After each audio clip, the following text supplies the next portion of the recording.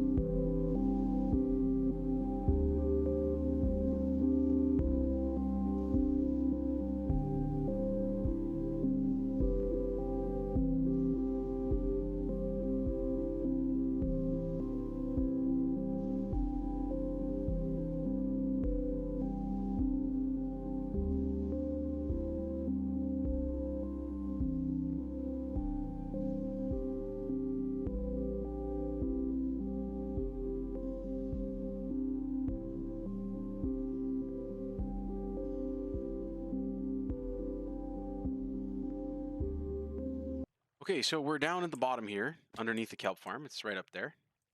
And what we have here is a little contraption I devised that feeds the kelp into this smoker, then into a auto crafter. As you can see, the smoker is self-fueling.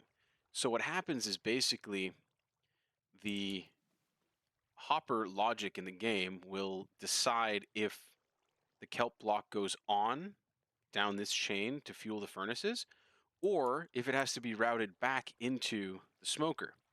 There's always one kelp in the hopper. That's the trick. If you go around back, you see we take a reading off here.